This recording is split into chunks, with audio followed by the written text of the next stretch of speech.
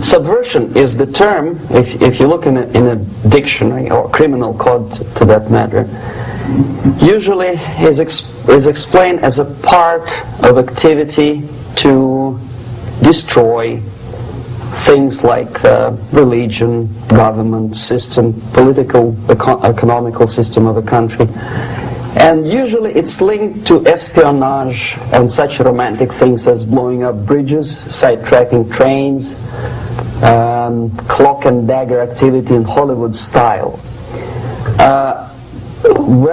What I'm going to talk about now has absolutely nothing to do with the cliché of espionage or KGB activity of collecting information.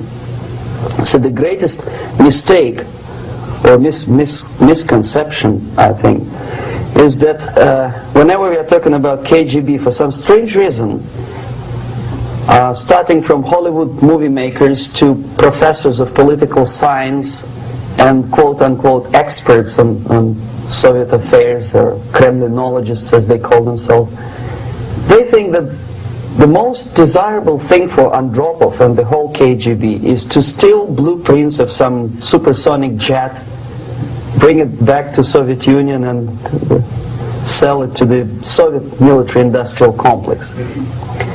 It's only partly true.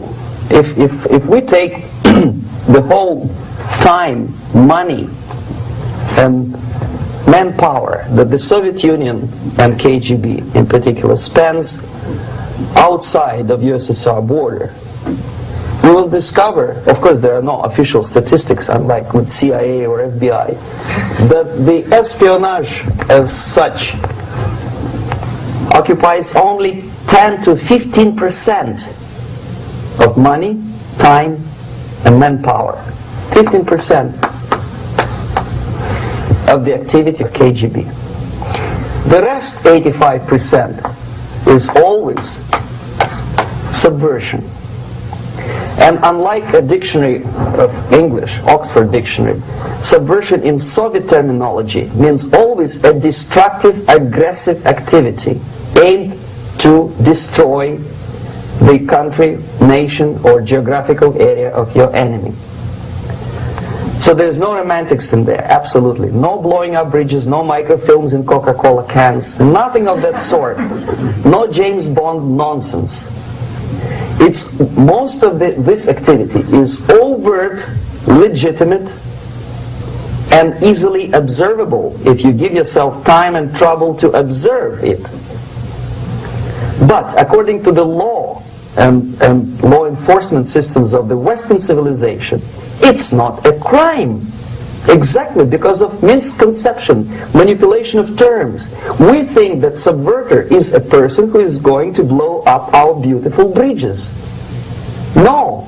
Subverter is a student who comes for exchange, a diplomat, an actor, an artist, a journalist like myself was 10 years ago. Now, subversion is an activity which is a two-way traffic. You cannot subvert an enemy which doesn't want to be subverted. If you know history of Japan, for example, before 20th century, Japan was a closed society. The moment a foreign boat comes to the shores of Japan, the Imperial Japanese Army politely tells them to get lost. And if American salesman comes to the shore of Japan, let's say 60 or 70 years from now back, and says, oh, I have a very beautiful vacuum cleaner for you, with the good financing, he says, please leave us, we don't need your vacuum cleaner. If they don't leave, they shoot them to preserve their culture, ideology, traditions, values intact. You were not able to subvert Japan. You cannot subvert Soviet Union because the borders are closed. The media is censored by the government. The population is controlled by the KGB and internal police. With all the beautiful glossy pictures of Time magazine and Magazine America, which is published by the American Embassy in Moscow, you cannot subvert Soviet citizens because the magazine never reaches Soviet citizens. It's collected from the newsstands and thrown to garbage can. Subversion can be only successful when the initiator, the actor, the agent of subversion has a responsive target. It's a two-way traffic. United States is a receptive target of subversion. There is no response similar to that one from United States to the Soviet Union. It stops halfway somewhere. It never reaches here. The theory of subversion goes all the way back 2,500 years ago. The first human being who formulated the tactics of subversion was a Chinese philosopher by the name of Sun Tzu.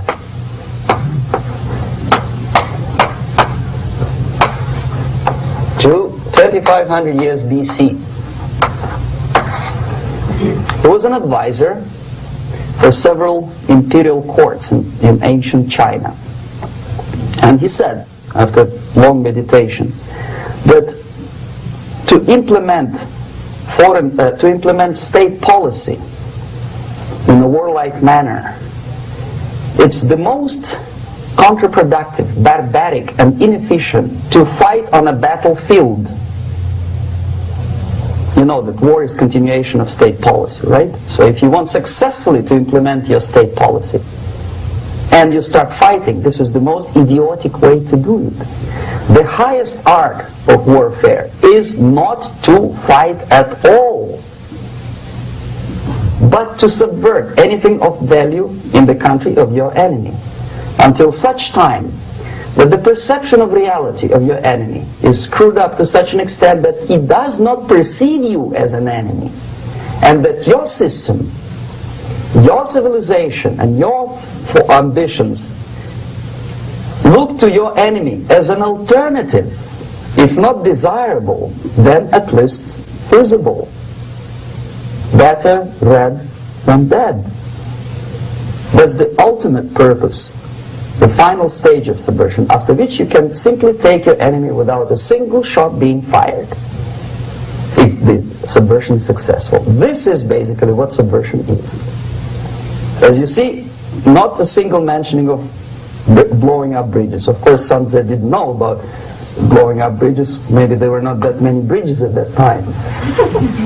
But the basics of subversion is being taught to every student of KGB school in USSR and to officers of military academies.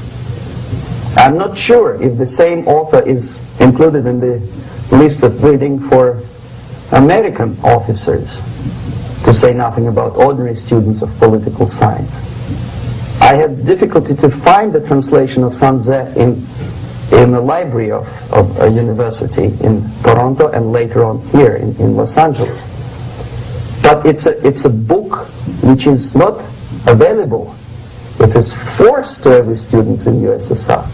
Every student who is taught to be dealing further in his future career with foreigners. What subversion is? Basically, it consists of 4 periods, time-wise. If we start from here and go this way, time, right? This is the beginning point. The first stage of subversion is the process which is called, basically, demoralization. It says for itself what it is.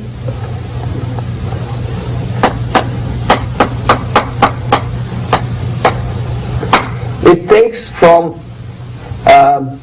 say, 15 to 20 years to demoralize a society.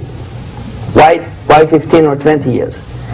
This is the time sufficient to educate one generation of students or children. One generation, one lifetime span of a person, a human being, which is dedicated to study, to shaping up the outlook, ideology, personality. No more, no less. Usually it takes from 15 to 20 years. What it includes? It includes influencing, or by various methods, infiltration, propaganda methods, direct contacts, doesn't really matter. I will describe them later. Of various areas where public opinion is formulated or shaped. Religion, educational system, social life, administration, law enforcement system, military, of course, and labor and employer relations, economy. Okay? 5 areas. I will not write them down because we will not have enough space. Sometimes when I describe all the methods, students ask me question, are you sure this is the result of the Soviet influence? Not necessarily. You see, the tactic of subversion, about which I'm talking, is similar to the martial art, the Japanese martial art.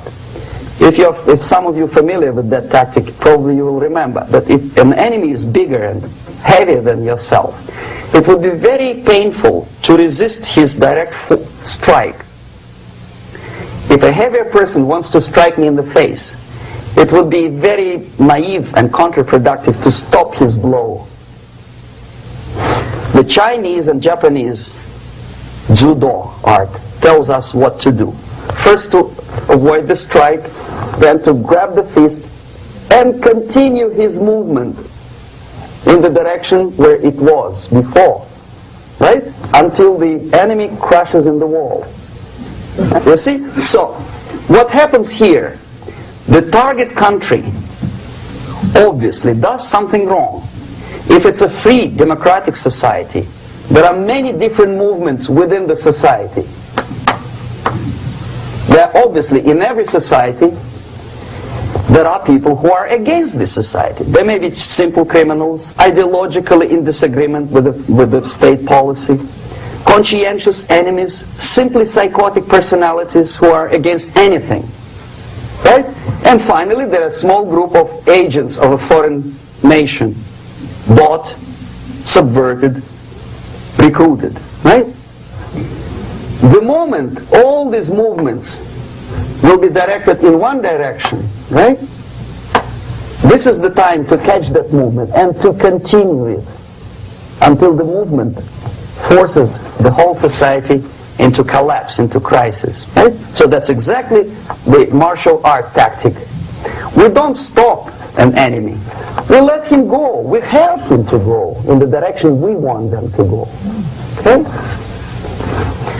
So, on the stage of demoralization, obviously there are tendencies in each society, in each country, which are going to opposite direction from the basic moral values and principles. To take advantage of these movements, to capitalize on them, is the main purpose of the originator of subversion.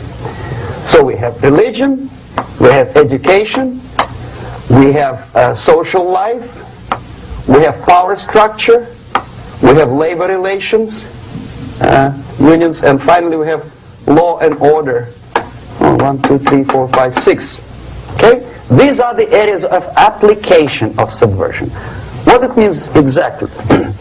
In case of religion, destroy it, ridicule it, replace it with various sects, cults, which bring people's attention, faith, whether it is naive, primitive, doesn't really matter. As long as the basically accepted religious dogma is being slowly eroded and taken away from the supreme purpose of religion, to keep people in touch with the Supreme Being, that serves the purpose. Therefore, replace it, accepted, respected religious organizations with fake organizations. Distract people's attention from the real faith and attract them to various different faiths. Education. Distract them from learning something which is constructive, pragmatic, efficient. Instead of mathematics, physics, foreign languages, chemistry, teach them history of urban warfare, natural food, home economy, your sexuality, anything, as long as it takes you away, okay, Social life. Replace traditionally established institutions and organizations with fake organizations. Take away the initiative from people. Take away the responsibility from naturally established links between individuals, group of individuals, and society at large, and replace them with artificially, bureaucratically controlled bodies.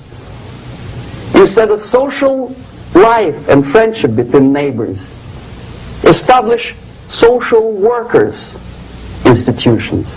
There are people who are on payroll of whom? Society? No. Bureaucracy.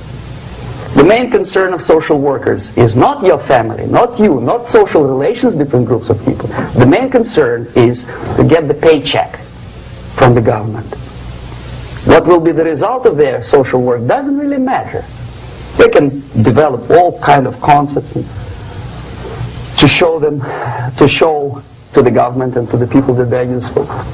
Okay, away from the natural links, power structure. Okay, the natural bodies of administration, which are traditionally either elected by people at large or appointed by elected leaders of society, are being actively substituted by artificial bodies. The bodies of people, groups of people, whom nobody elected. Never. As a matter of fact, most of the people don't like them at all, and yet they exist. One of such group is media. Who elected them? How come they have so much power? Almost monopolistic power on your mind. They can rape your mind. But who elected them? How come they have a nerve to decide what is good and what is bad for the elected by you, president and his administration? Who the hell are they? Spiro Agnew, who was hated by the liberal left, called them a bunch of enfeebled snobs. And that's exactly what they are. They think they know. They don't. The level of mediocrity. In a big establishment like New York Times, Los Angeles Times, major television network, you don't have to be excellent journalist. You have to be exactly a mediocre journalist. That's easier to survive. There's no competition anymore. You have your good, nice income, $100,000 a year. That's it. Whether you are better or worse doesn't really matter anymore. As soon as you're smiling to the camera and do your job. That's it. No more competition. Power structure slowly is eroded by the bodies and groups of people who do not have neither qualification nor the will of people to keep them in power, and yet they do have power. Okay. Together with that, there is another process.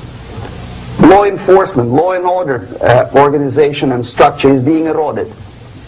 For the last 20, 25 years, if you see old movies and new movies, you can see that in new movies, a policeman, an officer of the United States Army looks dumb, angry, psychotic, paranoid. A criminal looks nice, kind of, well, he smokes hash and shoots the whatever drug, but basically he's a nice human being. He's creative. And he's unproductive only because society oppresses him. Whereby a general of Pentagon is always by definition a dumb, a war maniac. A policeman is a pig, rude policeman. He abuses his power. You know? A generalization like that. The hatred, the mistrust to the people who are supposed to protect you and enforce law and order. Moral relativity. The Angelo Buono process lasted 2 years in Los Angeles. And yet there are still some lawyers who say, look, he's a nice character, as a matter of fact. There was some witness who said, also a criminal, who said, well, he's a nice guy. I asked him one day to burn a house of my enemy, and he wouldn't do it. He's a nice fellow. Erosion. A slow substitution of basic moral principles, whereby a criminal is not a criminal actually. He's a defendant. Even if his guilt is proven, there is still a doubt to kill or not to kill, to be or not to be. Thou shalt not kill, yes. But this line may not necessarily be applicable to a murderer. Thou shalt not murder. That should be the presumption, not that thou shalt not kill. Okay, labor relations. At this stage, within 15 to 20 years, we destroy the traditionally established links of bargaining between employer and employee. The classical Marxist-Leninist theory of natural exchange of goods. A person A has 5 sacks of grain and person B has 5 pairs of shoes. And the natural exchange without money is when they bargain between each other. And only with the introduction of the third force, C, an entirely third foreign stranger who says, no, don't give him 5 sacks of grain, give it to me. And you give me your 5 pairs of shoes and I will distribute it accordingly. So that the economy will go. This is the death of natural exchange and death of natural bargaining. Well, trade unions were established 100 years ago. The objective was to improve working conditions and to protect the rights of workers from those employers who were abusing their right because they had more money. Objectively, at that time, initially, the trade union movement did work. What we see now is that the bargaining process is no longer resulting in the compromise, which is leading objectively to betterment of working conditions and increase of salary. What we see is that after each prolonged strike, the workers lose. Even if they have 10% increase of their salaries, they cannot catch up due to inflation and due to missed time. More than that, millions of people suffer from that strike because economy now is interdependent. It's intertwined like one body. If previously steel workers, say 100 years ago, could strike and nobody would suffer, now it's impossible anymore. If a garbage collector strikes today, the rest of the multi-million city is stinking. I mean, there's no more service. In Quebec, for example, we had the electricians who were on strike in the middle of winter. You can freeze your bottom, and they still were on strike. Did they catch up with the salary? No, they lost. Who benefited? The leaders of trade unions. What is the motivation for strike? Improving of workers' condition? No. Obviously, it's not. Then what is it? Ideology. To prove to these capitalists. And the obedient horde of workers, like sheep, follow these people. And they cannot disobey. Why? Because if they do, you know what happens to them. Pickets, murders, shooting truck drivers by picketers. In Montreal, for example, I saw with my own eyes when I was correspondent of CBC, International Canadian Broadcasting Corporation, when the workers of aircraft factory destroyed computers and the equipment in the factory. And the administration employed strike breakers. Their cars were turned upside down and burned. Their houses were burned. Their kids were intimidated. And some victims were there. Of that you can be sure. Why? To improve conditions of workers? No. Ideology. Okay, so this is what happens basically. It may or may not happen without the help of the Soviet Union.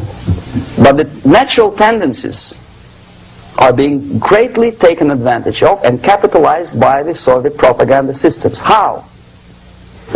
Whenever trade union strikes, we have influx of propaganda, mass media, ideological dissemination. The workers' right, and we repeat it like parrots. Yes, workers' right. Whose rights? Workers? No. The only freedom of worker to sell his labor according to his own desire and will is taken away from him. By whom? By trade union boss. Unlimited power is given. Responsibility. I want to sell my labor not for $2.50 an hour, but for $2. I don't have right. My freedom is denied to me. I know that if I sell my work for $2 an hour, not for $3 an hour, I will compete better with the other guy who is lazy and more greedy. I don't need $3. I need only $2. No, I was made to believe by media, by business, by advertising agencies that I need more and more and more. Have you ever heard any advertising on TV to consume less? No. No way. Whether you need a six-cylinder car or not, you have to buy it. And hurry up. When I was driving here on the local radio station, an excited announcer said, "You hurry up, rush and save, save, save. There is a pantyhose sale."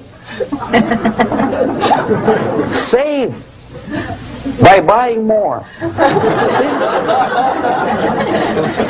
Of course, it would be too naive to expect that KGB makes that advertising agency to do such a crazy commercial. No, of course not. But what we did when I was working for Novosti Press, we would snow plow editorial offices, student organizations, religious groups with literature of class struggle. If not directly Marxism-Leninism propaganda, then a propaganda of legitimate aspirations of working class, betterment of life, equality. Equality, mind you. President Kennedy once said, we will make America to believe that people are born equal. Are people born equal? Is there any mentioning in the Bible or any other holy scripture in any religion, if you don't believe me, go to the library and check it, there is not a single word about equality. Just the opposite. By your deeds, God will judge you. What you do is important. The merit of your personality.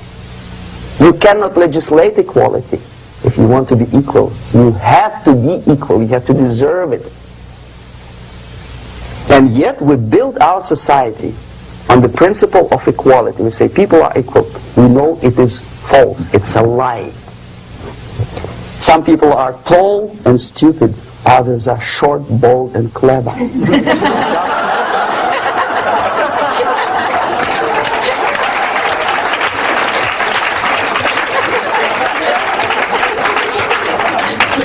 If we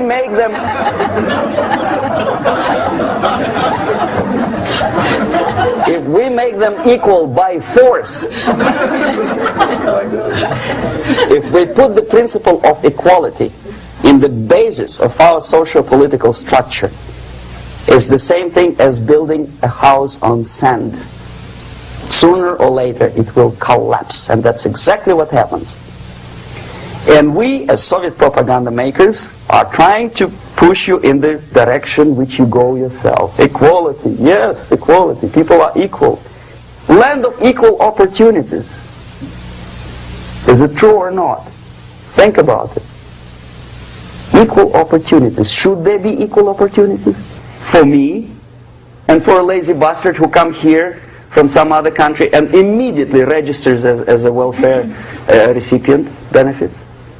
I never received a single dollar. No, sorry, I did receive once. But I never applied for welfare. For the 13 years, I took any job. Security guard, journalist, taxi driver, anything. Well, I was restless, but some people don't like it.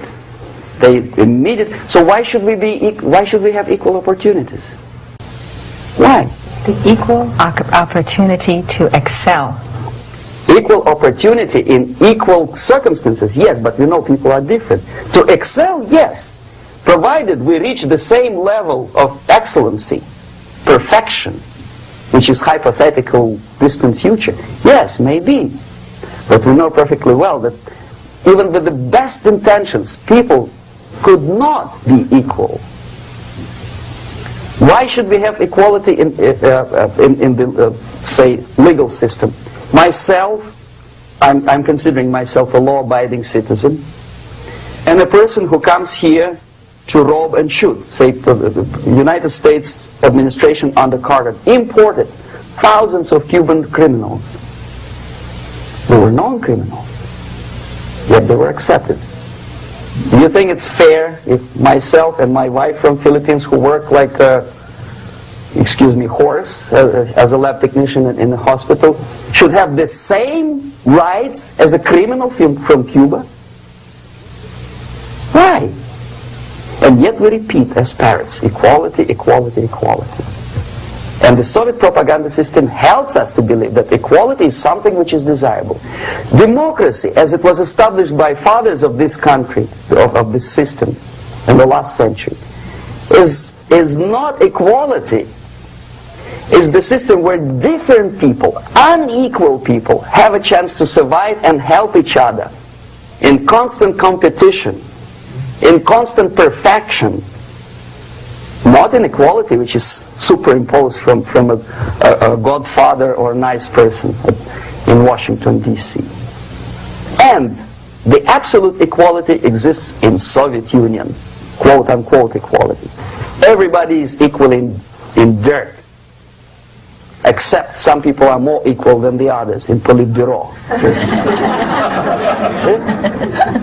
So, the moment you bring a country to the point of almost total demoralization, when nothing works anymore, when you are not sure whether it is right or wrong, good and bad, but there's no division between evil and good, when even the leaders of church sometimes say, well, violence for the sake of justice, especially social justice, is justified in countries like Nicaragua, El Salvador, well, maybe Rhodesia. And we listen to them and say, yeah, probably it's true. Is it true? No, it is not true. Violence is not justified, especially for the sake of quote-unquote social justice introduced by Marxist-Leninists. That is my former colleagues from Novosti Press Agency. Okay, so we reach that point. The next step is destabilization.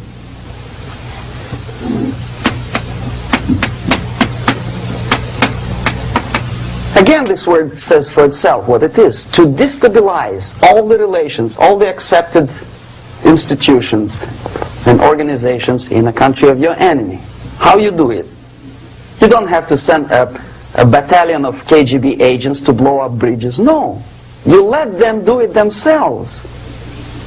The area of application is, again, it's narrower now. Not like the previous case. The overt legitimate actions of the KGB in this case would be hardly noticeable. There is no crime if a professor who recently went to USSR introduces a course of Marxism-Leninism in a Californian college, for example. Nobody is going to come to his doorstep and say, okay, mister, come, you are under arrest. No, it's not a crime. It's not even considered a moral crime against your country. So the area of application here is narrowing down to economy, again labor relations, right? To law and order, plus military. And economy, law and order. Yes, and again the media, but wider scope, little bit different. I'll explain it later. Okay, basically 3 areas. Economy. The radicalization of bargaining process.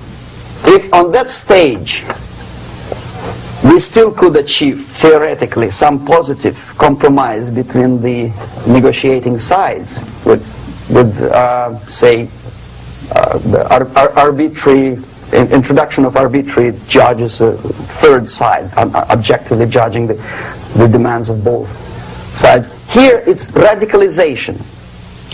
On the stage of destabilization, we cannot come to compromise even within a family. The husband and wife couldn't figure out which is better. Husband wants his kids to eat at the table, and wife wants a child to roam around the room and drop food all over the floor. They cannot come to compromise unless they start a fight. It's impossible to reach a compromise, constructive compromise, between neighbors. Some people say, I don't like you to watering your lawn at that time because exactly at that time I'm walking my dog and he's getting nervous. He cannot pass his bowels, you know. So they cannot compromise. They go to a civil court or something like that. Radicalization of human relations. No more compromise. Fight, fight, fight. The normal, traditionally accepted relations are destabilized. The relations between teachers and students in schools and colleges. Fight. The relations between, in economical sphere, between laborers and employers are further radicalized. No more acceptance of the legitimacy of demands of workers. Unlike Japanese, with the theory Z, if you ever heard about it, where the workers are involved in the decision-making process, therefore they don't have moral incentive to fight their bosses. In the United States, it's just the opposite.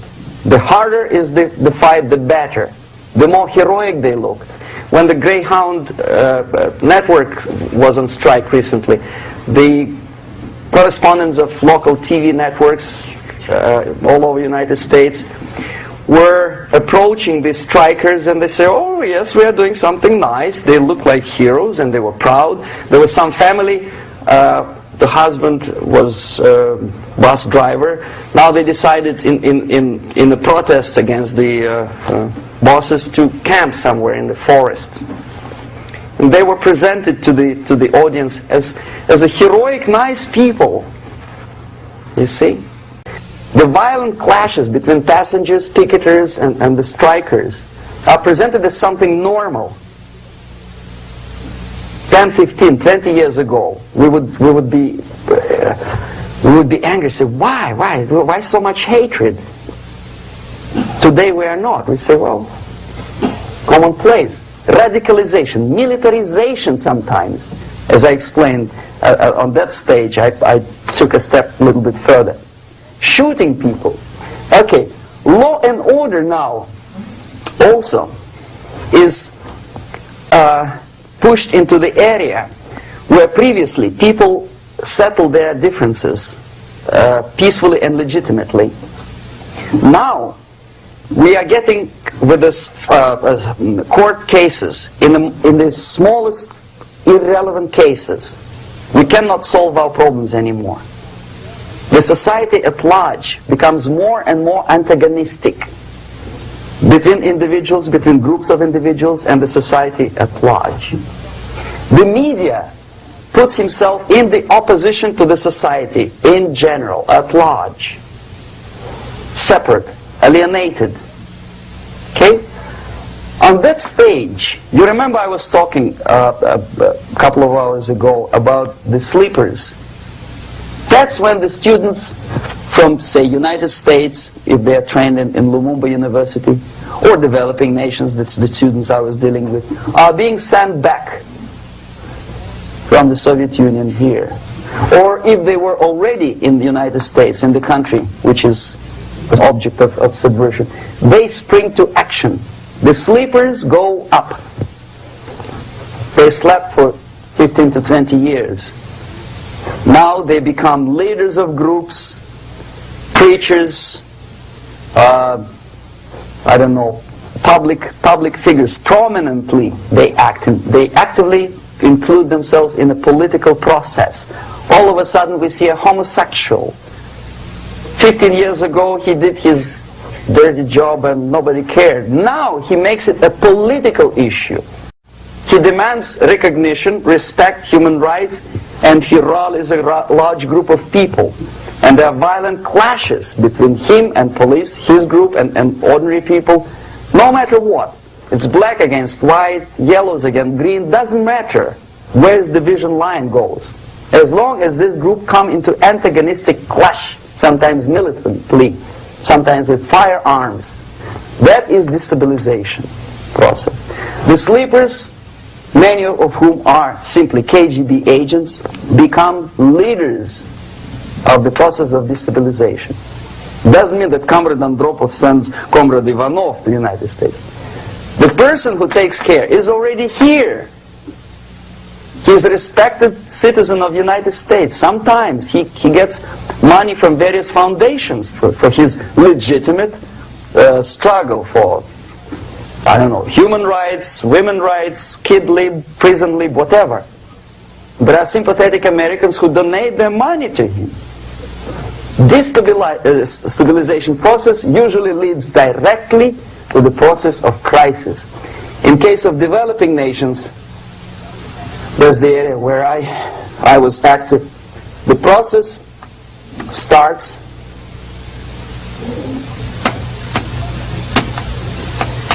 when the legitimate bodies of power, the social structure collapse. It cannot function anymore. So instead, we have artificial body injected into society, such as non-elected committees. You remember I was talking about them here. Social workers who are not elected by people, media who are self-appointed rulers of your opinion, some strange groups which claim that they know how to lead society forward. They don't usually. All they care is how to collect donations and sell their own concocted ideology, mixture of religion and ideology. Here, we have all this artificial body claiming power. If the power is denied to them, they take it by force. In case of Iran, for example, all of a sudden we have revolutionary committees. What kind of revolution? There was no revolution yet, and yet they had the committees. They were taking power of judgment. They had the power of execution, they had the power of legislation, and that they had the power of judicial. All of them combined in one person, who is half-baked intellectual, sometimes graduated from Harvard University or Berkeley. He comes back to his country and he thinks that he knows the answer to all the social, economical problems. Okay? Crisis is when society cannot function anymore productively. It collapses, obviously. That's the word for crisis. So therefore, the population at large is looking for a savior. The religious groups are expecting a Messiah to come. The workers say, we have family to feed. Let's have a strong government, maybe socialist government, centralized. When somebody put the employers on their place and let us work. We are sick and tired of going to strike and missing overtime and all that stuff. We need some strong man, strong government, a leader, a savior is needed. Population is sick and tired already. And here we are. We have a savior. Either a foreign nation comes in, or the local group of leftists, Marxists, no matter what they call themselves, Sandinista, a reverend or some sort, Bishop Muzureva, like in Zimbabwe, doesn't matter. A savior comes and says, I will lead you. So we have two alternatives here. Civil war and invasion. Okay? See how it goes? Civil war, we know what it is. Lebanon is the best example. The civil war, which was artificially implanted in Lebanon by injection of force of PLO, Palestinian Liberation Organization. Invasion we have in many other countries like Afghanistan, name any East European country, it was invaded by the Soviet army. But the result is the same. The next stage is normalization. Normalization is a very ironic word, of course. It is borrowed from 1968 situation in Czechoslovakia, when the Soviet propaganda and after them New York Times declared the country is normalized. The tanks moved into Prague, so there is no more Prague Spring, there is no more violence. Normalization. At that stage, the self-appointed rulers of the society don't need any revolution anymore. They don't need any radicalism anymore. So this is the reverse from destabilization. Basically, it is stabilizing the country by force. So all the sleepers and activists and social workers and liberals and homosexuals and professors and Marxists and Leninists are being eliminated. physically sometimes. They've done their job already. Okay? They are not needed anymore. The new rulers need stability to exploit the nation, to exploit the country, to take advantages of the victory. Okay? So no more revolutionaries, please. And that's exactly what happens in a number of countries. You remember Bangladesh? This is the crisis in which I was instrumental. First they had Mujibur Rahman. In 1971 he was the leader of People's Party, Awami League, with mustache like Stalin. He was in Russia many times. In 5 years he was shot by his former colleagues, Marxists. He fulfilled his function. In Afghanistan it happened 3 times. First there was Taraki, then there was Amin, now there's Babrak Karmal. They killed each other successively, one after another. The moment he fulfills his duty, the first one demoralized country, the second destabilized, the third one brought it to crisis. Goodbye, comrades. Babrak Karmal comes from Moscow and put into the seat of power. Same thing happened in Grenada recently. Maurice Bishop, Marxist, was killed by Austin, what's his name, General something, who was also a Marxist. Right? So no more revolutions, please. Normalization now. From now on, no more strikes, no more homosexuals, no more women lib, no more kid lib, no more lib, period. Good, solid, democratic, proletarian freedom. That's it. Now, to reverse this process takes enormous effort. When today, United States had to invade Grenada to reverse the process of subversion. Some people say, boy, this is not good, it's not kosher to invade the beautiful country, island of Grenada. Well, why didn't you stop the process here, when Grenada was just approached by leftists? Why not to prevent Maurice Bishop to come in power in the first place? Did Grenadians want him? Very questionable. They didn't know who was Maurice Bishop in the first place. He came to power by coup d'etat himself. Okay? No, we let the situation develop further and further and further until the crisis and normalization very soon.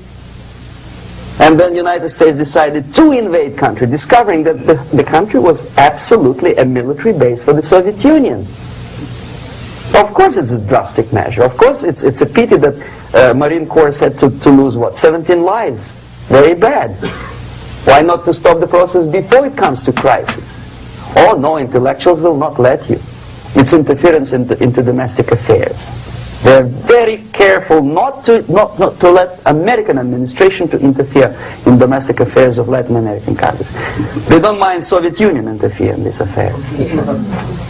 Okay. So to reverse this process from here, it takes only and always military force. No other force on earth can reverse this process at this point. At this point, it does not take military invasion of the United States Army. It takes strong action, like in Chile. A CIA covert involvement to prevent the savior from outside to come into power and to stabilize country before it erupts into civil war. Okay? Support the right-wing conservative forces. By money, by crooks or love, doesn't matter. Stabilize the country. Don't let the crisis develop into civil war or invasion. Oh no, your liberals will say it's against the law. The Congress will not appropriate money for covert actions of CIA. Why not?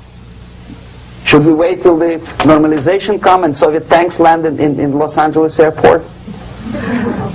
Now, at that point, at the point of destabilization, also the process could be reversed. Again, easily than this. No CIA involvement at this point. You know what it takes here? Restriction of some liberties for small groups which are self-declared enemies of the society. As simple as that. Oh no, the media and liberals will tell you this is against the American Constitution. How can we by force deny the civil rights to criminals, for example? It's not good. Okay? So we allow them to, okay, if you allow the criminals to have civil rights, go on and bring the country to the crisis. This is a bloodless way to do. Curb the rights. I mean, not to put them in prison. No, I'm not talking about putting all the gays from San Francisco in the concentration camp. Do not allow them to take political force. Do not elect them to the seats of power, whether it is municipality level, state level, or federal level. It has to be beaten in the heads of American voters that a person like that in the seats of power is an enemy. Do not be afraid of this word. It is an enemy. If he is not an enemy here, he will be here. Later on, he will be shot, of course. But at this point, he is an enemy. Okay? You are doing great service by denying him a right to capitalize on his own crazy ideas and become a powerful man, a man who uses the seat of power. Restriction of certain freedoms and permissiveness at that point would prevent sliding into crisis and probably will return the process of destabilization. To curb unlimited power, monopolistic power of trade unions, here, at that point, would save economy from collapsing. To introduce a law to stop private companies of raping public opinion's mind in the direction of consumerism. No company must have a right to force you into buying more unless you want it. There must be a law. You want to advertise your car? Okay. But not a single mentioning of buying it now and saving money. It must be against the law to force people to consume more. Self-restraint. Previously, before this process started, the self-restraint was a business of church, religion. Because our preachers, the fathers of church, would tell us, material values are good, but it's not the prime function of human being. Because you have to live with something. Obviously, the design for our life is not to consume more deodorants. There must be something greater. If such a complicated instrument as human body was created, obviously there must be some higher purpose for that. And it's very easy to avoid destabilization by denying the greedy companies one little freedom, one little liberty, forcing you into turning yourself into processors of unwanted products and goods. They turn you into machines, like the worm who there's inlet and outlet. So, and how long an average appliance lasts these days? Less than a year. Why? Where's workmanship? Oh, we want you to buy more. Okay, destabilization process could be easily overcome if, as I say, the society, by its own will or after persuasion by the leaders, will come to the idea of self-restraint. It's so hard, we want to consume more, but you have to. Unless you will come to this stage, when, as we say in Russia, if Sahara Desert ever becomes a communist state, there will be shortage of sand. So you have to curb your... You have to curb your expectations at this point before it's too late. But no, we don't want to do it. Demoralization process. Again, it's the easiest thing to reverse. First of all, by restricting import of propaganda. The easiest thing to do. Unlimited, unrestrained import of Soviet literature, Soviet journalists. Giving Soviet propaganda and ideological agitators equal time on American TV network. It has to be stopped. And it's easy. They won't be offended, mind you. As a matter of fact, they will respect America more. But when my former colleague Vladimir Posner appears on Nightline, and Ted Koppel asks him, well, Vladimir, what do you think about this? And that? What can he think? He's an instrument of propaganda. He thinks what Comrade Andropov tells him to think. He's just a nice, articulate mouthpiece of the Soviet subversion system. And Ted Koppel makes you believe that my friend Vladimir Posner thinks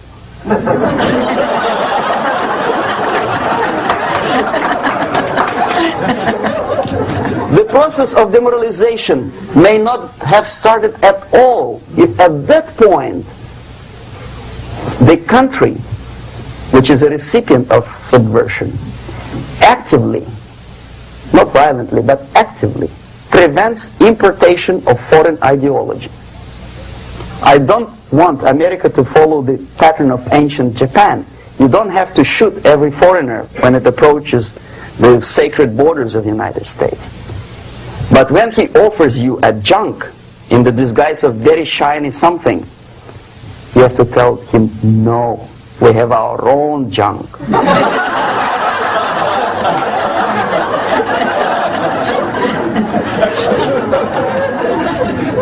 If at that point the society is strong, brave, and conscientious enough to stop importation of ideas which are foreign, then the whole chain of events could be prevented. Recently I've been to Philippines, and I was shocked how in big cities like Manila, children listen to deafening music. A melodious nation with long traditions of good, nice ethnic music, introduced by Spanish long time ago, maybe 2 centuries, 3 centuries ago, I don't remember how long.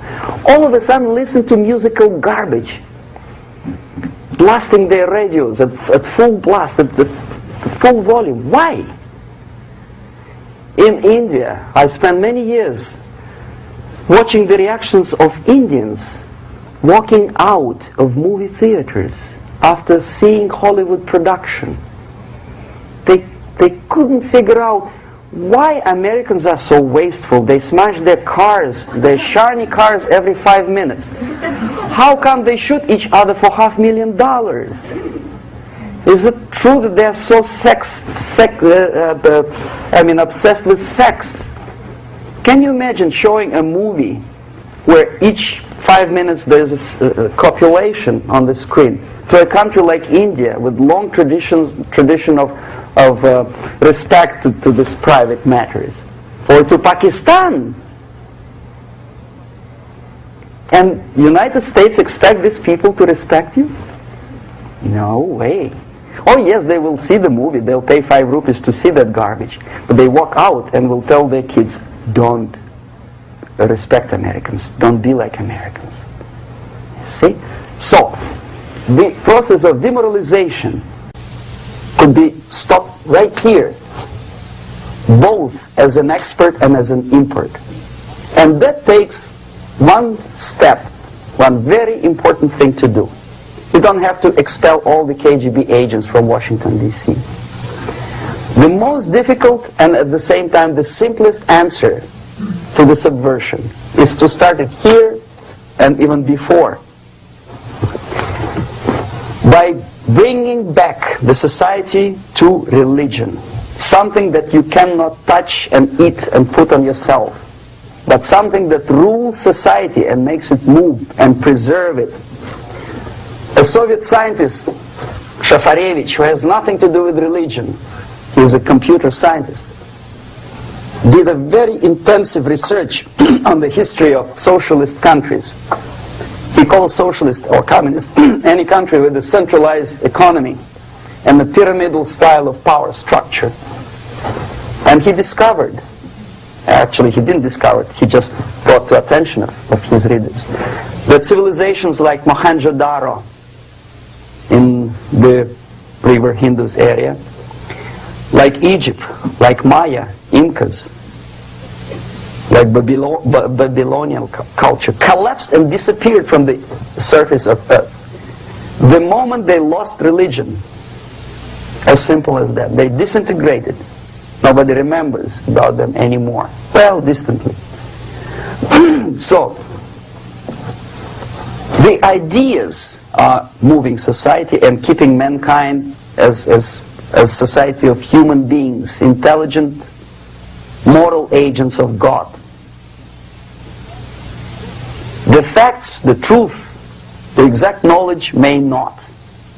All the sophisticated technology and computers will not prevent society from disintegrating and eventually dying out. Have you ever met a person who would sacrifice his life, freedom, for the truth like that? This is truth. I never met a person who said, this is truth and I'm ready to shoot me. To defend the truth. Right? But millions sacrifice their life, freedom, comfort, everything for things like God, like Jesus Christ. It's an honor. Some martyrs in the Soviet concentration camp died. And they died in peace, unlike those who shouted, "Long live Stalin," knowing perfectly well that he may not live long. Something which is not material moves society and helps it to survive. And the other way around. The moment we turn into 2 by 2 is 4 and make it a guiding principle of our life, our existence, we die. Even though this is true, and this we cannot prove. When we can feel and have faith in it. So the answer to ideological subversion, strangely enough, is very simple. You don't have to shoot people, you don't have to aim missiles and Pershings and cruise missiles at Andropov's headquarters. You simply have to have faith and prevent subversion. In other words, not to be a victim of subversion. Don't try to be a person who in judo is trying to smash your enemy and being caught by your hand. Don't strike like that. Strike with the power of your spirit and moral superiority. If you don't have that power, it's high time to develop it. And that's the only answer. That's it. Thank you.